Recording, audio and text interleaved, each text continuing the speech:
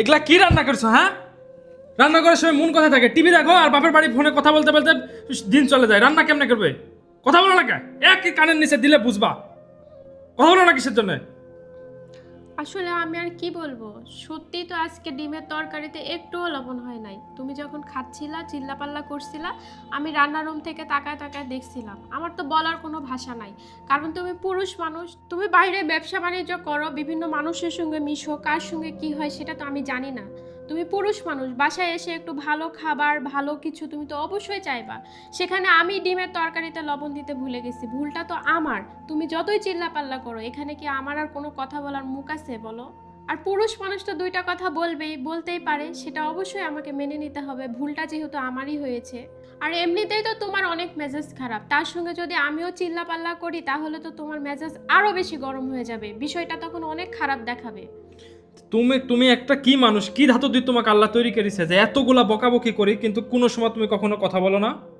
সব সময় মুখে মুখে কথা বললে কি হয়? আশেপাশের মানুষজন কি বলবে বলো, আর আমাদের সম্পর্কে কি ভাববে? যদি তুমিও চিল্লাপাল্লা করো আমিও চিল্লাপাল্লা করি, বিষয়টা খুবই খারাপ হয়ে দাঁড়াবে। আর তার উপরে তো বাসায় ছেলে মেয়ে আছে, তারা যদি দেখে তাদের চোখের সামনে তাদের বাবা মা ঝগড়া করছে, অশান্তি করছে, তাদের মনের ভিতরে কি আসবে?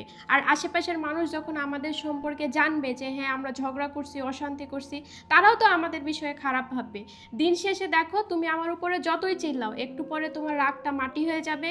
তুমি আমাকে ঠিকই ডেকে বলবা যে রাবু তুমি এই জিনিসটা আমাকে নিয়ে এসে দাও, আমি খাবো, বা আমার এই জিনিসটা প্রয়োজন। দিন শেষে কিন্তু তুমি আমার উপরেই সব আবদার করবে, কিন্তু আবার দিন শেষে আমরা দুজনেই ঠিক হয়ে যাব, দুজন দুজনকে আবার ভালোবাসবো, মনের ভিতরে আর কোনো কিছু থাকবে না। কিন্তু যে মানুষগুলো আমাদের সেই ঝগড়ার মুহূর্তটা শুনবে, তাদের মনের ভিতরে কিন্তু আমাদের নিয়ে অনেক বেশি আলোচনা শুরু হয়ে যাবে, তারা আমাদের নিয়ে খারাপ ভাবা শুরু করে দিবে।